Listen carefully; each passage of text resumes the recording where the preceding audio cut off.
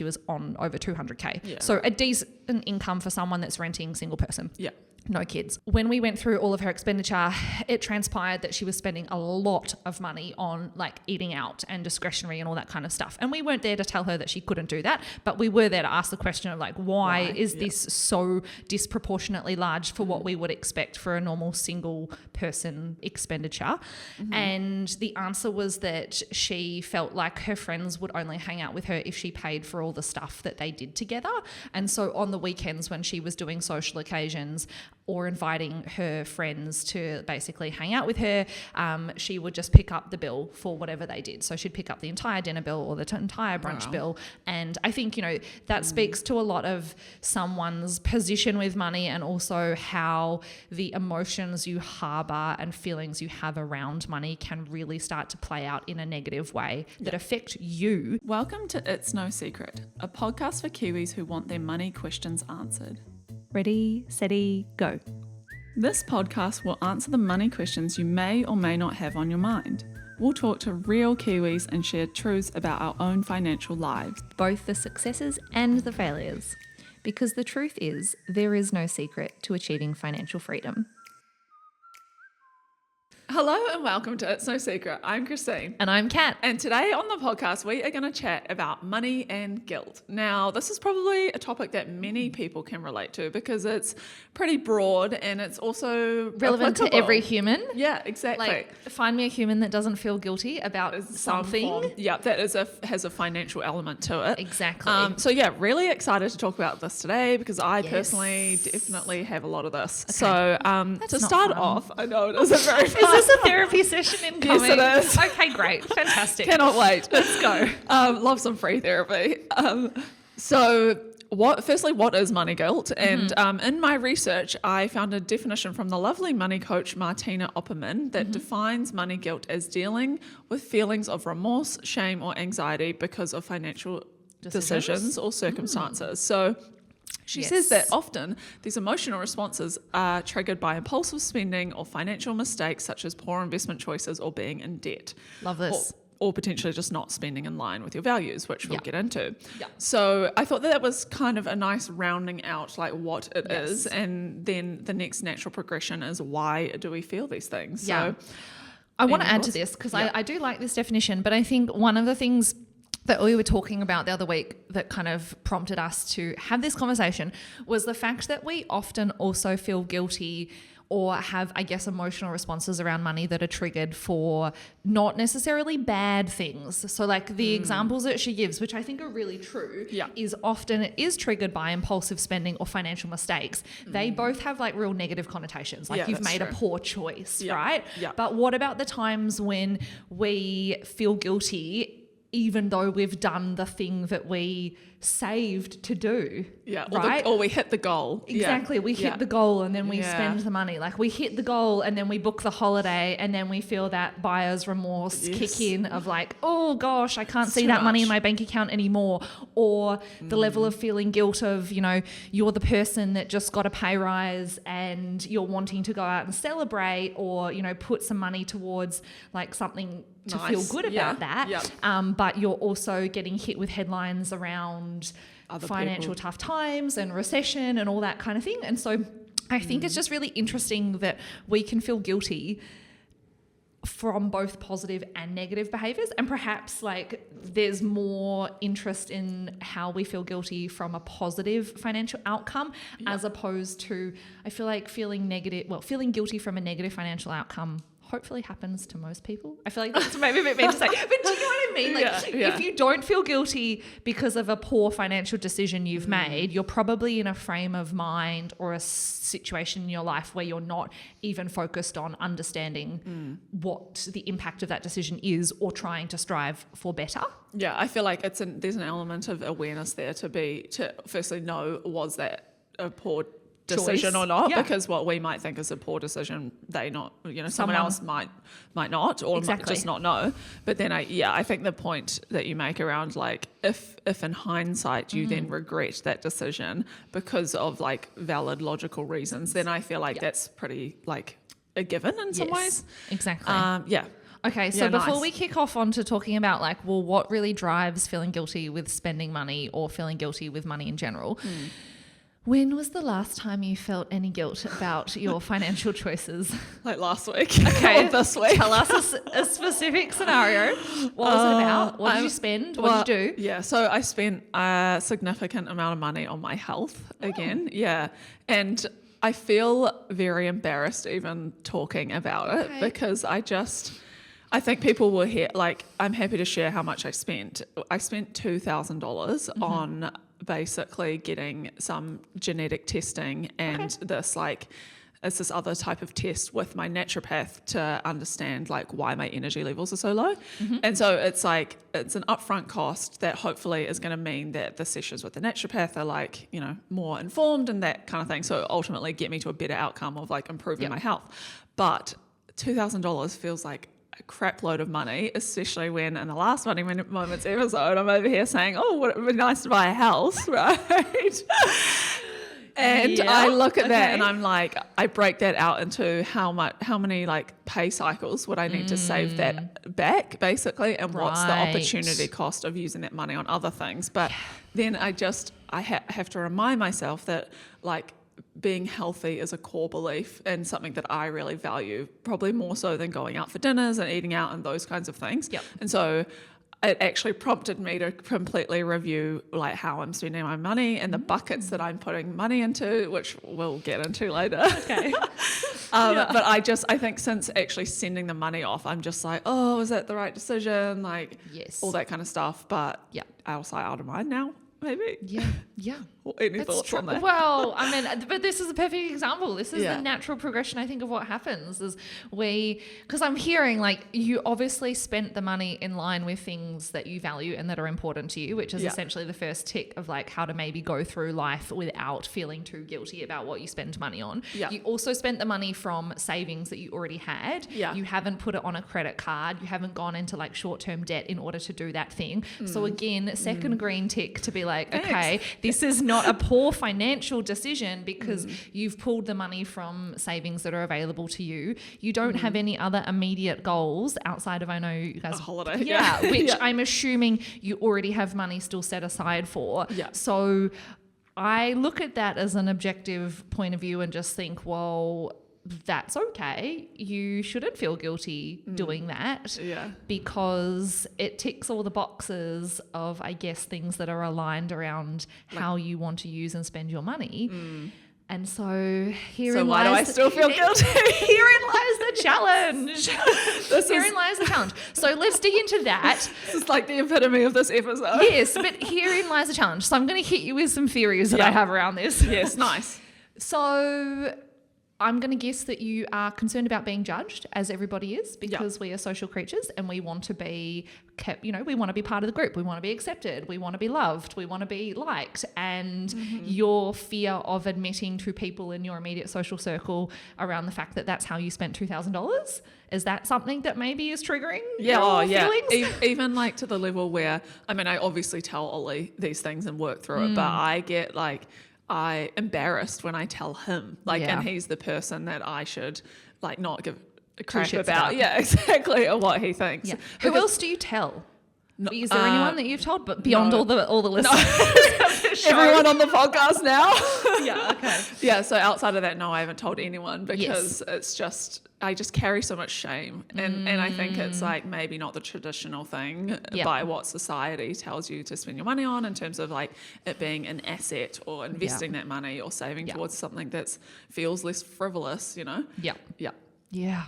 Fascinating. So definitely judgment is a big one. Yeah. Judgment is a big one. Being like outed by the group, so to speak, for making a choice that perhaps is not widely accepted as one that other people would do. Totally. And I think another one is also, it is really like, well, what else could I have done with that money to get myself ahead in other ways or in the future? So where, like, what other investments would I put that in, and then what's the, like, how much would that grow by? But then ultimately, like, you have to make some decisions based on your life, not just let your finances drive everything, right?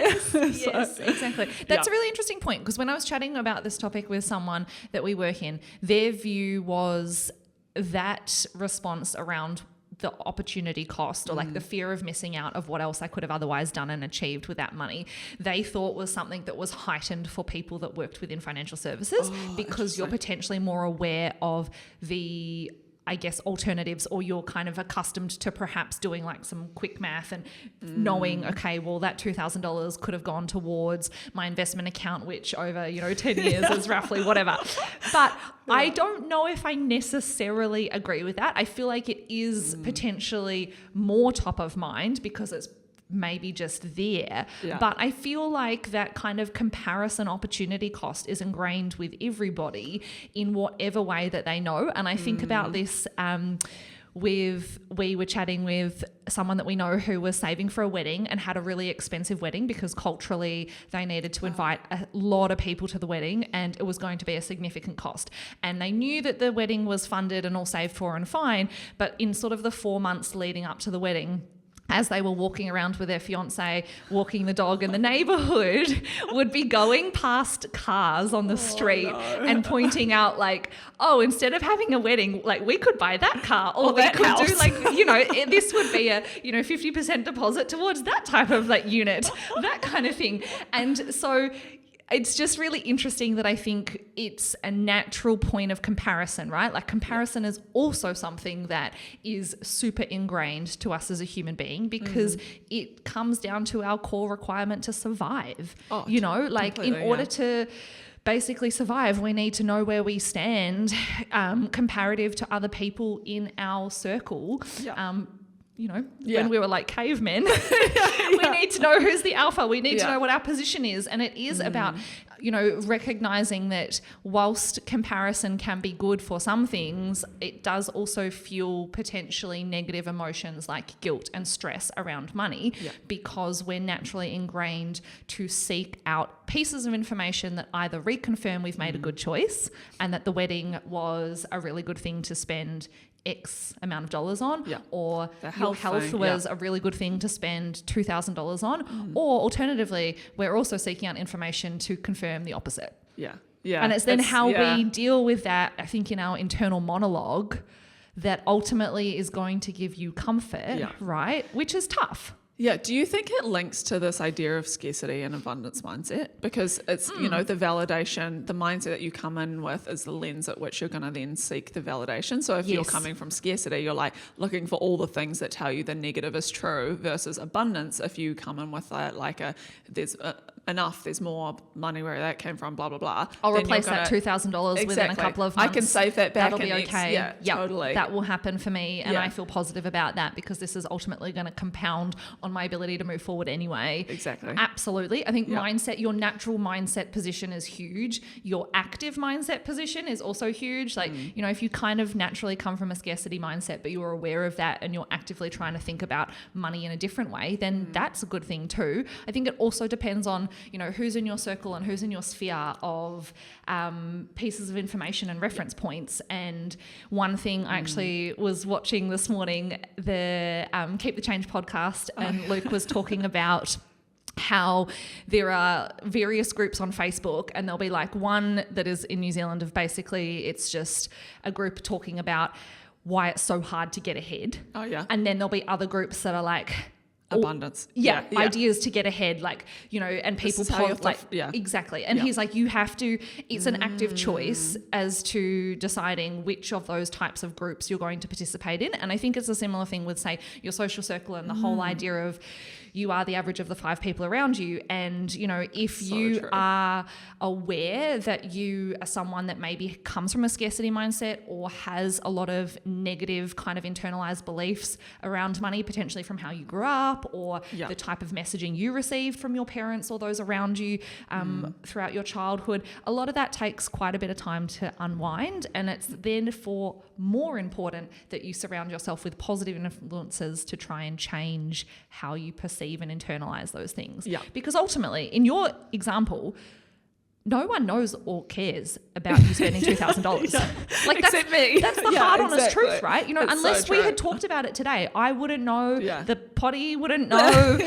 No one knows, and no one is therefore thinking about it or judging you. And hopefully over time, you get healthier, and then maybe 12 months down the track, I'm like, wow, Christine, money ever sent. you're glowing. Why? And then you tell me. Genetic testing is the way. Exactly. But, it's really funny because for you in that moment, it's so big, and it's then how you think about that and relieve yourself from potentially feeling guilt or other strong emotions, because ultimately it's you spending 90% of time thinking about that and no one else even like registering in their minds that this is a thing. It's so true, and that you like care more about, it's what there's this saying where you care more about other people's lives than they like care about yours or something, they actually, everyone's just going about their day thinking constantly about themselves and worried about what other people think of them, not actually thinking about other people. So it's like, and half of the people that hear that you spent $2,000 on that will forget about that within 2 weeks, 4 weeks, listen to 2 whatever. episodes and you've forgotten it. Exactly. And then, they kind of carry on. But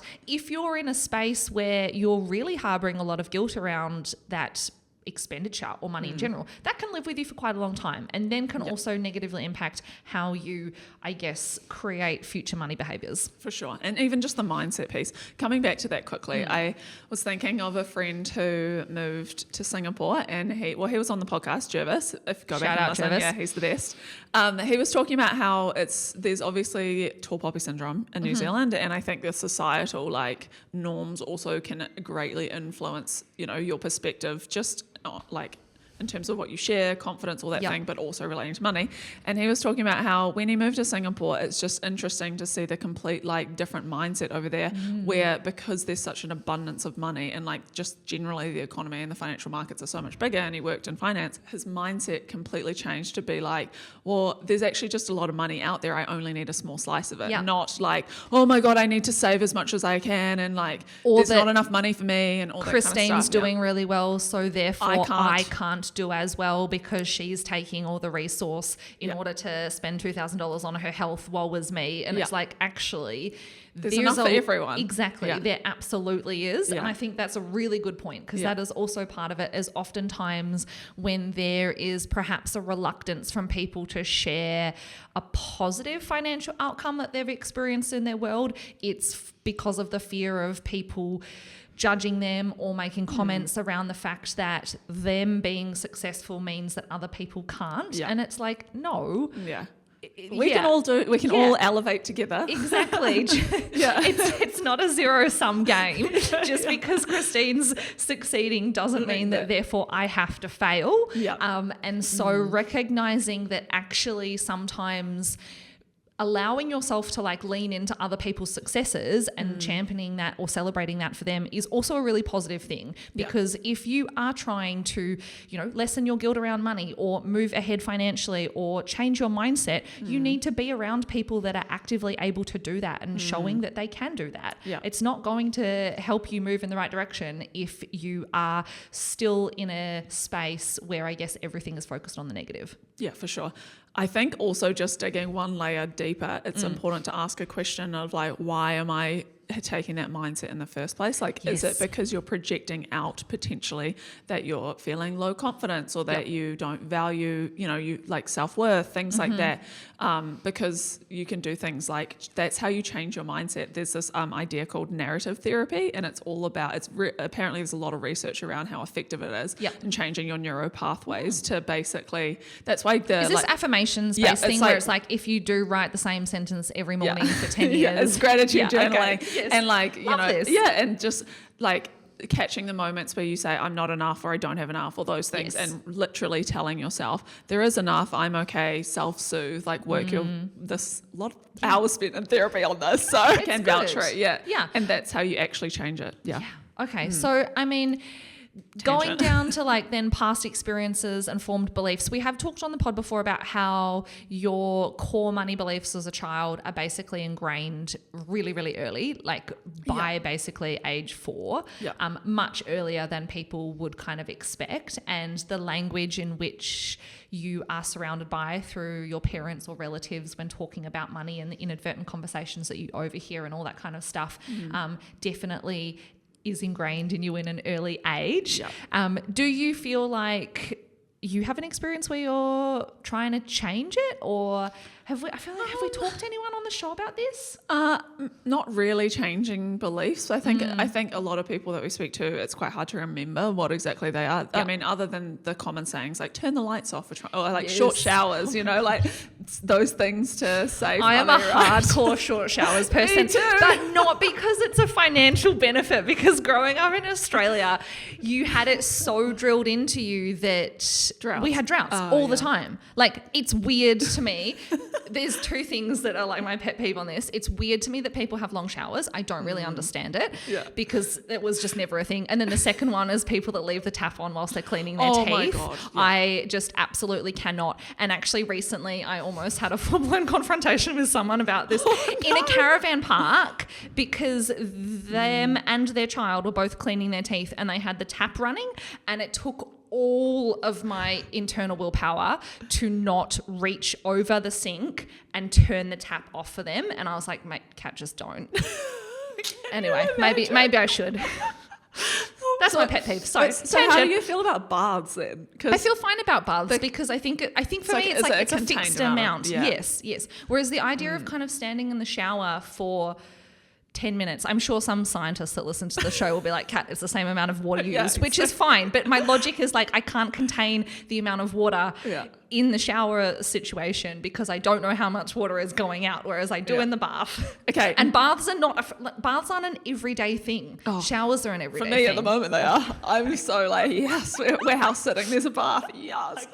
Okay. What about, on the topic of water. Yes. Washing the dishes, because there's this thing in New Zealand where we basically fill the sink and wash all of the dishes in dirty water, basically. So do you do that or do you run the tap?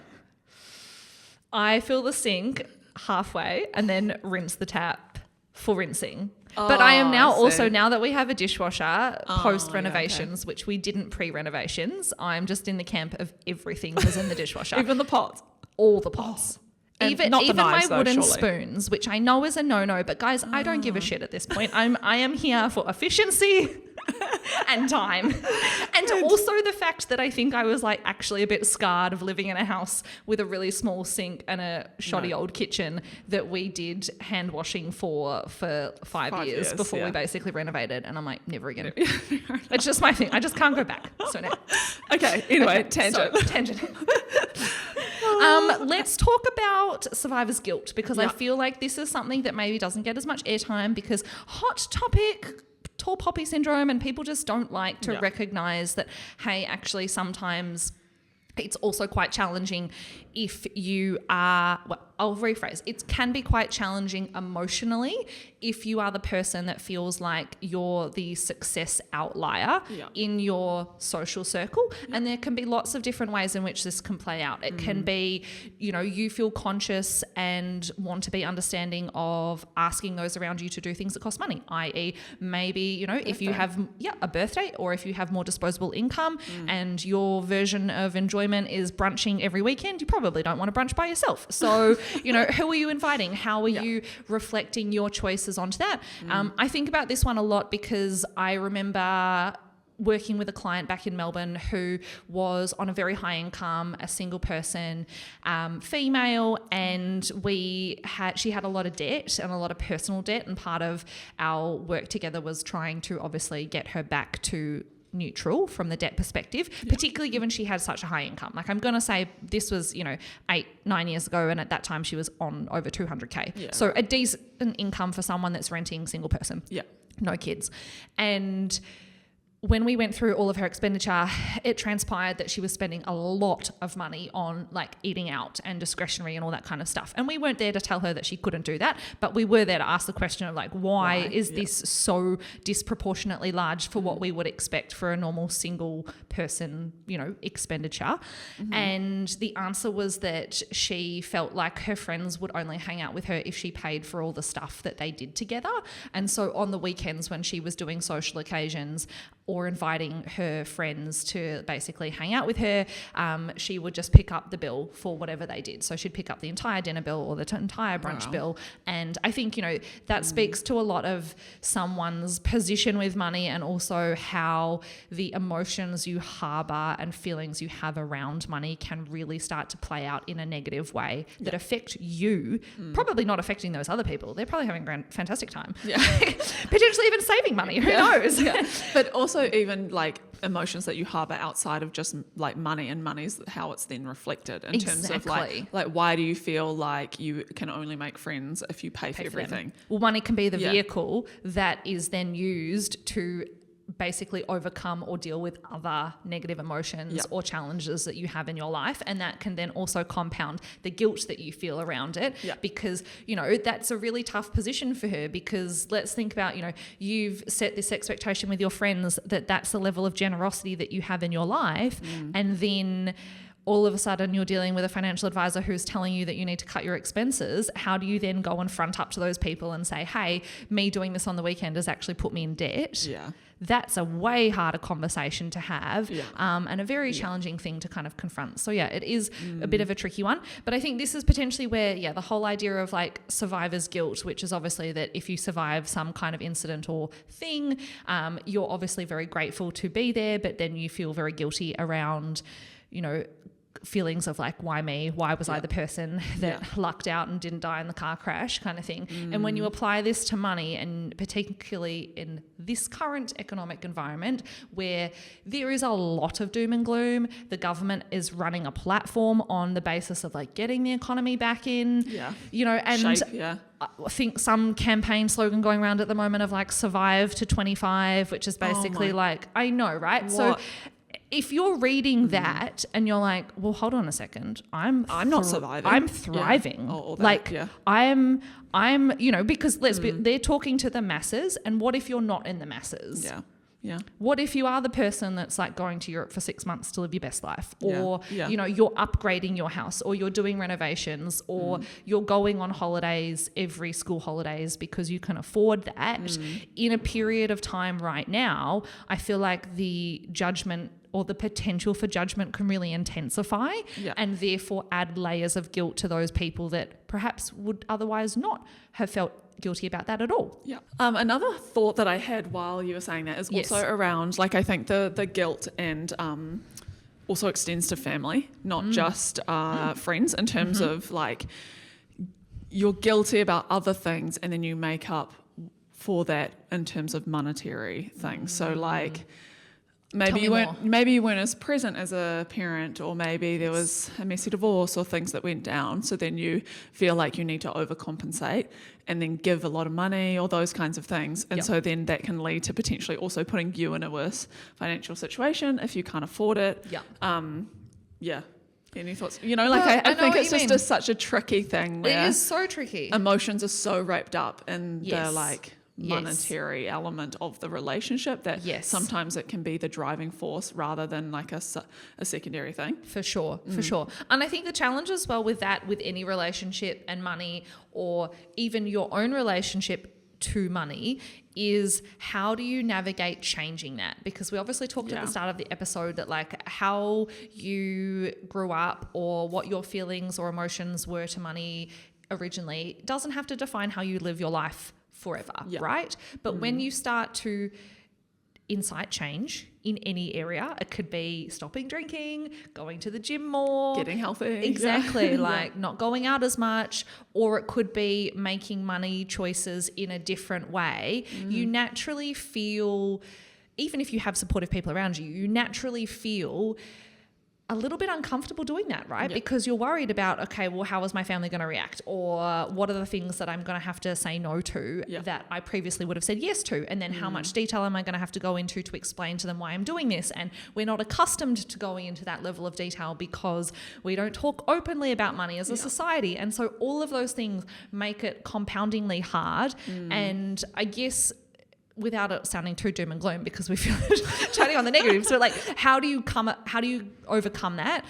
Things that I've seen work, and knowing or reflecting on my personal experience where it's worked really well, is you have to have someone on your team right? Like making sure that, you know, for us, Luke and I are really aligned on that kind of stuff. If we are trying to, at the moment, we're doing a gym challenge because we want to look fantastic. 2024, the year of the glow up.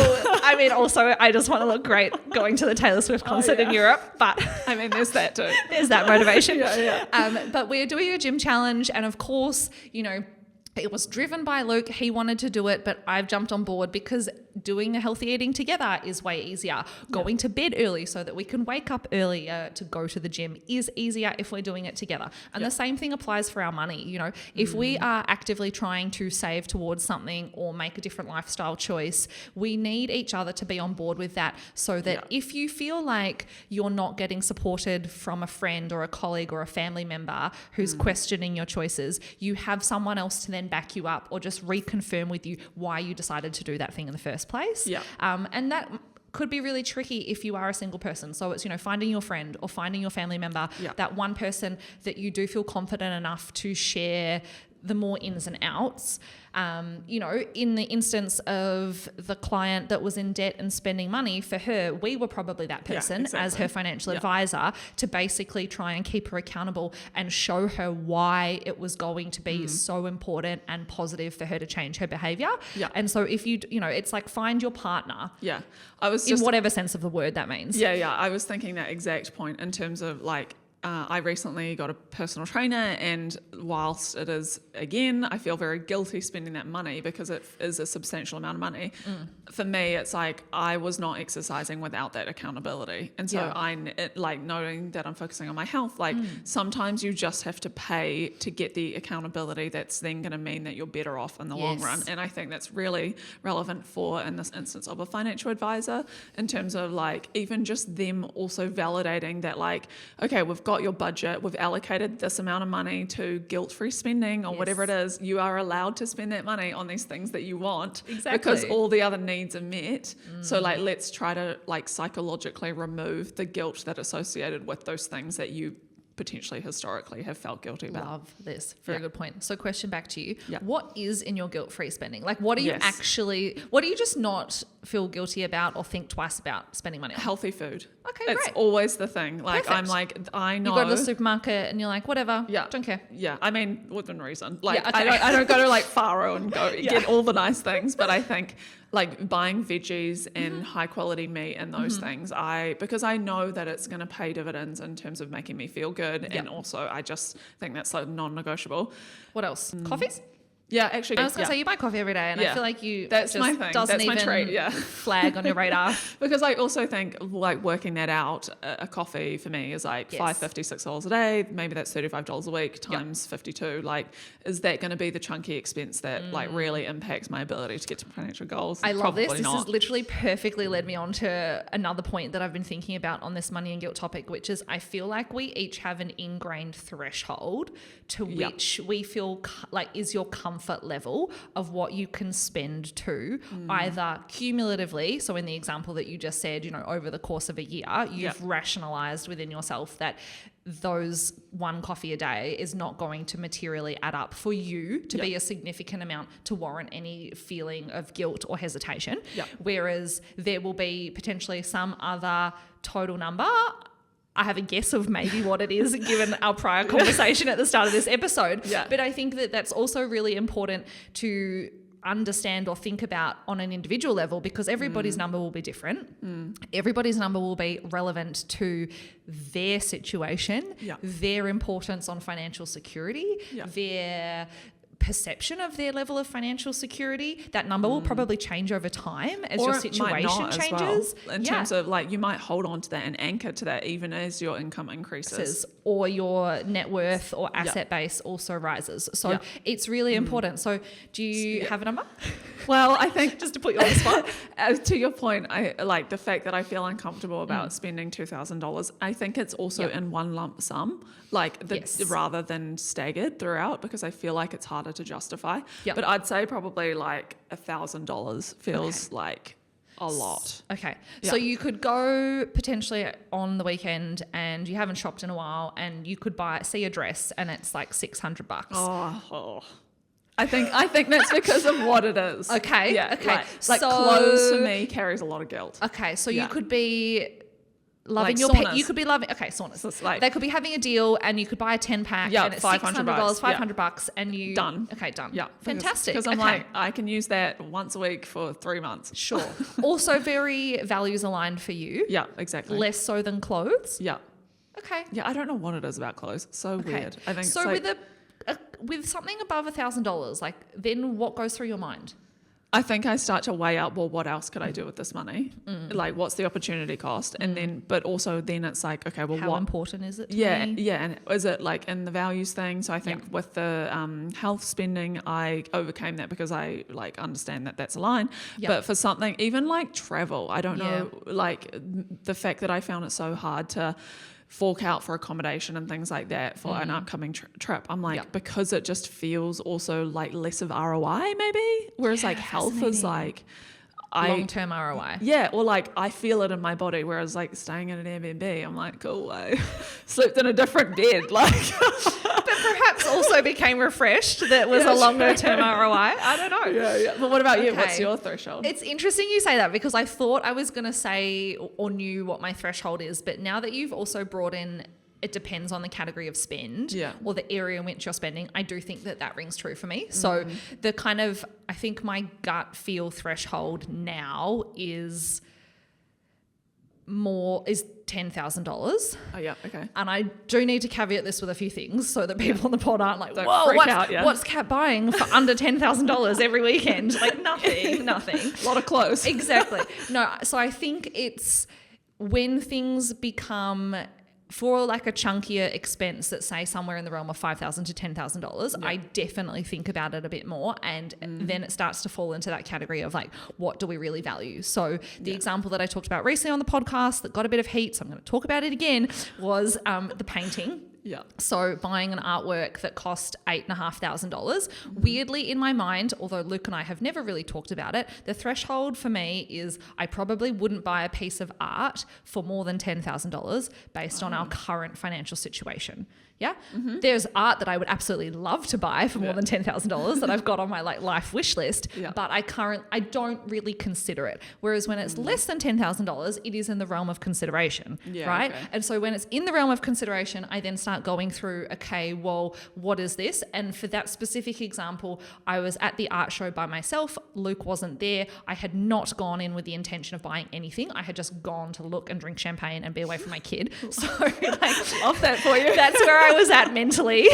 And then I was pleasantly surprised that there were a couple of things that I really liked. And then, of course, more pleasantly surprised to learn that they were under $10,000. It's like a win-win-win. Literally. I was like, okay, didn't really think this. And interestingly enough, how that played out is I took a photo of 2 paintings that I was looking at, sent them to Luke and was like, what do you think? He was like, I love this one. And then basically was like, you should buy it, without even asking me what the cost was or, essentially giving me full permission for just like, make your best choice. Like you just make a choice. It's all good. Can I just say shout out to Luke? Like I feel like he's such a cheerleader. He is. He really is. And so then I was there by myself having that internal struggle of like, $8,500 is pretty close to 10. It's closer to 10 than we've gone before. Like the middle point between 5 and 10. Exactly. I was having a little bit of an internal struggle with it, but I was like, it's also not 10, Kat, and this money's coming out of savings. Like you're not going into debt for this. Also something that you really value. You can technically sell it on probably in yes, the future. You're going to keep it for many, many years is the plan. You haven't bought a piece of artwork in the time. You can see like everybody has that justification monologue that goes through their mind. And so that was happening. And then I think I might have texted Luke back kind of maybe prompting him to ask me how much it was just to like sense check. No, I didn't ask him how much it was. I said, what would be the max that you'd pay for this? So are you trying in that moment to like validate that it's okay? Or is it that you're like trying to get him to talk you out of it? Or I'm trying to validate that it's okay, but I'm also trying to validate that my gut feel of our max comfort level of 10 grand is on par with his, because we hadn't explicitly talked about it in quite some time. And I think also because we've bought other pieces of art together that have been less than that. And so I was a bit like, I don't want to come into this or come home saying I've bought this thing and he's assumed it's $5,000 and then finds out that it's $8,500. Oh, I see. And maybe, so it's like a comms thing. Yeah, it was more just a like, are we on the same page? And he texted me back and said I would pay essentially like no more than 10. Yeah, and okay. I was like, sweet, I'm in the clear. I'm in the green. Like, we're on the same page. If we're anything, all I'm feeling good saving. about it. And then I didn't Girl even math. tell him how much it was. Yeah. I just bought it and I was like, yippee, I bought this artwork. We have to pick it up on Monday. And he's like, cool. And then it really wasn't until we got the valuation for insurance purposes that he was like, oh yeah, cool.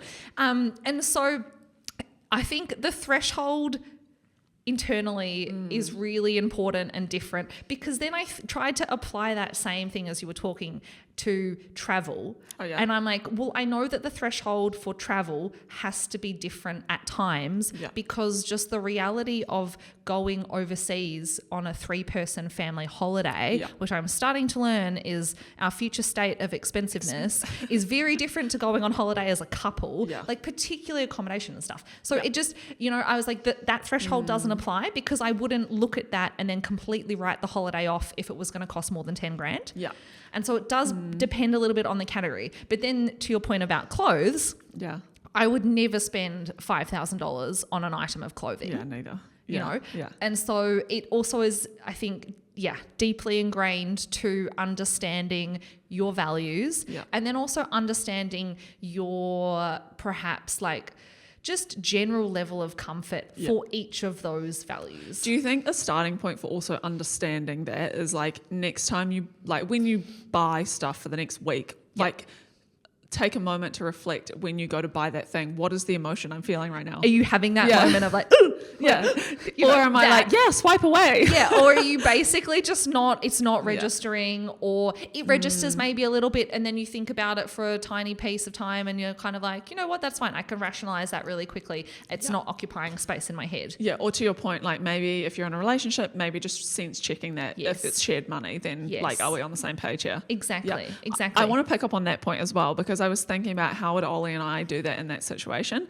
And I feel like because we don't have combined finances, it's a very different like decision making process to in comparison, you guys have shared finances, all that kind of stuff, right? Money out of our combined savings for it that otherwise could be used for some other general goal that we have. So I did feel like I at least need to have Luke on board with the purchase. But I also think, like for me, I think the potential guilt like of me overspending on things that I value more than Ollie values is probably a big reason as to why we haven't combined our finances. But great call out. Yeah, because I like openly say this to him, that I'm nervous that I'll be the spender and he'll be the saver, and then he'll start to resent me for what I spend on. But what if your spenders on different things? Exactly. Because I think the trick there is that you're not ever going to get to the point where you have the same money values. Yeah. It's highly, highly uncommon to be like couples for like. have 100% crossover in money values. And, my experience as an advisor when I worked at firms that do essentially like values-based exercises to try and identify exactly the things that we're talking about, so that as people go through the process of trying to change things in their financial life, you have the information to work with to be like, hey, Christine, you've told us that you don't value artwork, so why are you spending money over here when actually you're not then going to have enough resource to spend money on travel, which is what you really value. Yeah. And so what we would typically see, we kind of had a running joke in the business that I worked in that did this exercise, was the people that undoubtedly ended up divorced were those that had more values misaligned than those that were aligned, and the people that ended up in essentially kind of longer term marriages were those that had sort of, at least a 50 to 75% crossover. Oh yeah. Okay. So let's say you have to pick your top 5 values out of, get some values cards, get the list of like 50 on the internet. Yeah. And, you do that and your partner does that. You're hoping that you've got at least 2 matching or that are very similar. So, someone might pick like relationships as their top value, and someone might pick family because their family relationships are their top value. And so they're quite similar and aligned. But, if you're saying that your top values are like health, family, experience, security, and then Ollie's are security, like freedom, flexibility, things that are more future aligned, more security based, more not like not abundance, but do you know what I mean? More based in essentially like financial stability and control. That's the type of thing that then can be really challenging for someone that strongly values things that require spending. Yeah. Not to say that that's where you guys are at, but trying to paint the example, right? Because then it's a case of like, you're not necessarily being painted as the spender and he's being painted as the saver, but he's just trying to potentially act in a way that is really aligned to his values and making sure that he feels confident about, you know, future security and stability, which is then naturally a little bit misaligned with perhaps you wanting to enjoy the now, have longevity based on spending on your health or, you know, investing in relationships and travel, which requires money to be spent. I feel like maybe Ollie and I should come on the podcast and do this exercise. Great. Because I think it would be quite fascinating to also understand for the listeners of like, how do you replicate this in real time? Because I think it is probably also maybe when you get to a point where you're starting to move in separate directions or like just starting like, oh, maybe there's a little bit of tension here, coming back to those underlying values is probably really good thing. Yeah, and really valuable. It also really helps, I think, for you as an individual to like relinquish a guilt of your own spending. But also the more important part is not pass judgment on someone else, because the biggest killer that you're going to get to in a couple with money is that if you don't have a deep understanding of what is driving that person to make those decisions and you can't empathize with how they're making choices, you're naturally going to pass judgment. And this happens in any relationship, right? Like I didn't feel guilty or have any second guesses about spending $8,500 on a painting. In fact, I was sending photos to people. I was like, look at my sick new artwork. It's on my Instagram story. Like, love this for me, showing it off. And then we talked about it on the pod and received some criticism that was really out of touch and people didn't like it. And that is the exact thing I'm talking about, where it's like for that person that I guess judged that, essentially judging my choice, is because their values alignment is completely different to mine. And so it's then putting them in a position of judgment, which I can understand, but then that puts me in a position of like guilt that I otherwise didn't harbor. And so imagine that playing out in a couple or like a core relationship, your best friend, whatever that might be. That can be something that can be really hard for your relationship to maintain over time. Especially when your values evolve, I think. Like you grow as a person and you like what I valued when I was 21 is different to what I value now and things like that. And that's A-okay. Yeah, exactly. Yeah. It's just kind of like ensuring that you come back together at some point, hopefully. So to round out this episode, because I feel like this has been a really, really great chat, and in the spirit of you just opening up to everybody about what you're feeling guilty about, I'm going to just say that the thing I'm currently not harboring guilt on, but actively withholding because I think I fear judgment and perhaps other people commenting on it is obviously the spend on the Taylor Swift tickets. I knew you were going to say this. She's like, we're here. I was like, T-Swift. We're here. So a couple of things that I will shout out about this, and I will not care. So a couple of things. Firstly, shout out to my husband because he decided and actively put aside money from our savings to buy me these tickets because he knew that I would I was dying to go kind of thing. And so the choice was made for me. So that I feel really good about because I then didn't have to go through like the financial guilt drama in my mind, the justification. He was basically like, I've told your best friend Jason that we're buying 2 tickets, one for him, one for you. Their money's been put aside. You're going in London on these dates, the end, like done deal. Love that. Yeah. So I was like, cool. The problem was then I actually had to buy the tickets because he hadn't yet bought them on StubHub. So I had to do that. So that was fine.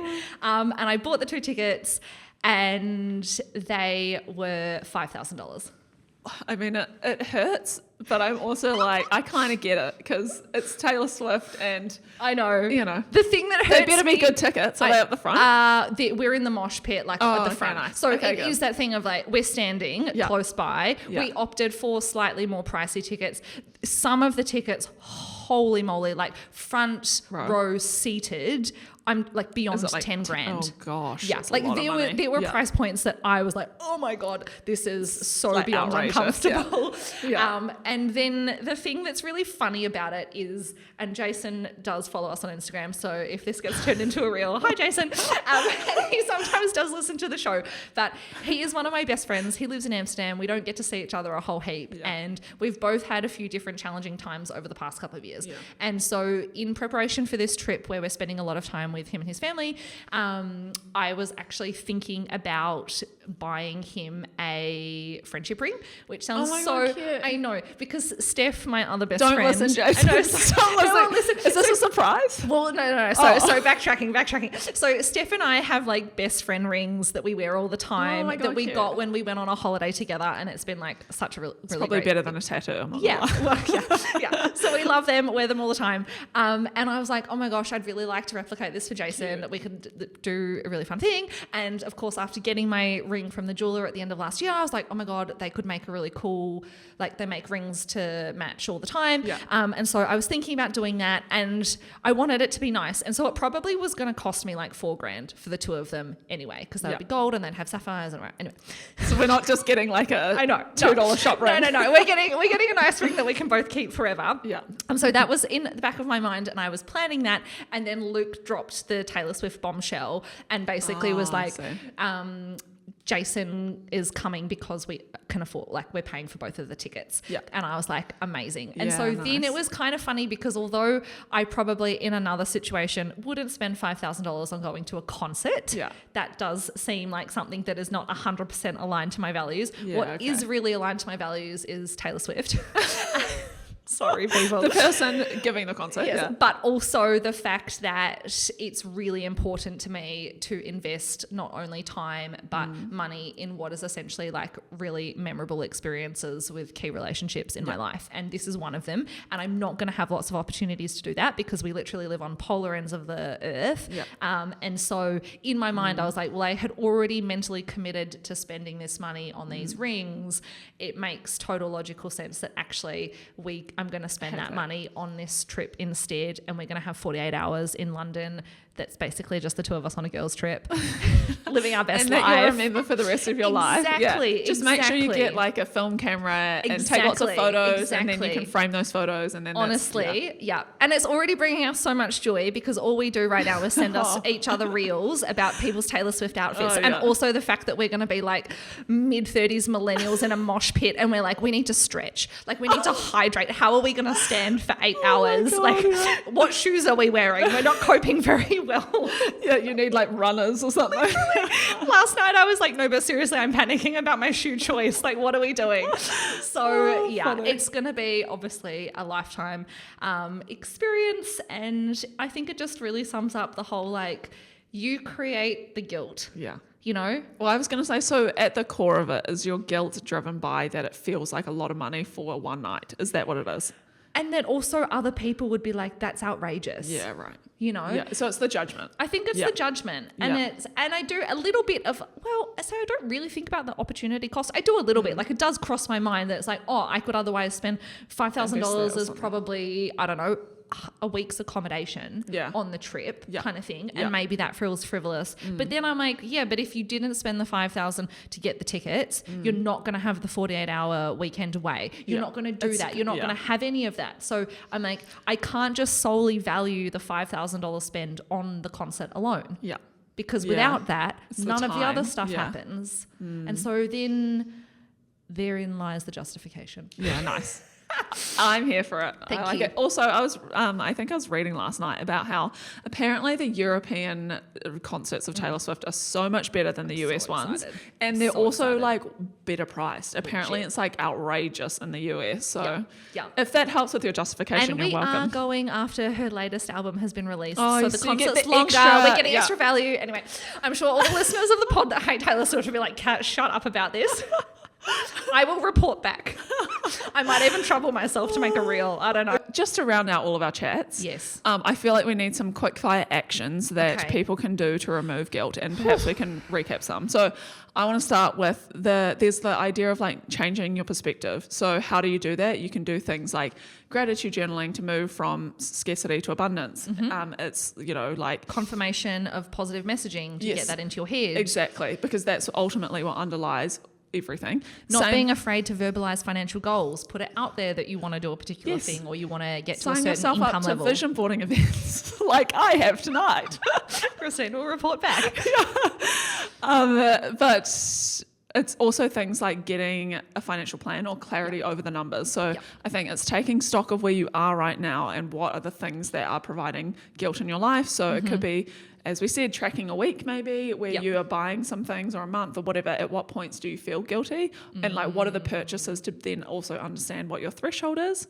So that's something. Maybe it is getting accountability, also like a financial advisor. I was going to say it's finding your person, whether that's a partner, whether it's a financial advisor, an accountant, your friend, family member, someone that can be in your corner, so you actually have a reference point. Yes, because like right now for Christine, she has made me feel, I don't feel any guilt for telling you about the Taylor Swift tickets. Great. I feel fantastic. I feel way better about my health. Great. Now that I've just told everyone. Well, there's a lot of power in like sharing and the truth, right? Because ultimately you're not saying that piece of information for fear of retribution. And the minute that you say it and there's no, I'm not judging like you in that moment. Exactly. Like, you're like, oh, it's all That's good. fine. It's also, fine. sometimes I think you just need a reminder of like the values piece around like this does align, like you do have space in your budget, you're not going into debt, like these things, it's not like you're going backwards. So I think that leads also perfectly into the budget thing and the guilt-free spending. So what I mentioned earlier was that as a result of the spend, I was basically like, look, I'm spending a lot on health, I'm sick of feeling guilty about it. What am I going to do to help justify it to me? So outside of the values, I sat down and Ramit Sethi, he is, what would you call him? Like a money budgeting budget expert. He's got a Netflix show. He's awesome. We love him. We talked about him before. He has a podcast and Instagram. Go check him out. But basically, he has an approach to money that is a budget where it has a segment for guilt-free spending. So he says that you should be spending roughly 20 to 35% of your income on guilt-free spending. So that's just aligned spending. He says this category is your fun money, and it covers anything that's a want, not a need. So examples could be going out for meals, new clothes, and entertainment spending, all of the things that we've literally just talked about. So then to round that out, other categories, or how the rest of the 100% is made up, is 5 to 10% on your savings goals. So that's things like emergency fund, down payment on a house, other items you save towards. 10% for your investments, so your KiwiSaver online brokerage account, like by that savings account, that kind of thing. Investments, And then 50 to 60% on your fixed costs. So that's things that are like absolute necessities and Rent, essentials, food, utilities, that kind of stuff. Bills. So I think if you were to sit down and go like take stock of where you're at and then actually categorize those things according to that framework, you might even be surprised that you're underspending on guilt-free spending, and so then it removes the guilt. Maybe you're saving and investing too much, like Tim in our team was, and he needs to have more fun in his life, and we were like, come on, guilt-free spending. Exactly. That's kind of what I realized with this. I was like, oh, I'm actually okay in the category. I'm over investing or saving, I think it was. And so I need to like reshuffle slightly. And now I just feel better about it. Yeah. Great. And then the last one is to have open conversations. Yes. Yeah. Like about this. money. Yeah. Or just listen to the podcast where there is open conversations, and then hopefully you feel better about yourself. You can slide into our DMs and we'll make you feel better about your purchase. Exactly. I know that there's lots of people out there that do not like Taylor Swift. So like, if I can admit that, then I think we'll be okay talking about other things on the show. Yeah, exactly. So yes, love it. Do slide into the DMs. We'd love to hear from you at It's No Secret NZ. And otherwise, we will chat to you next week. Bye.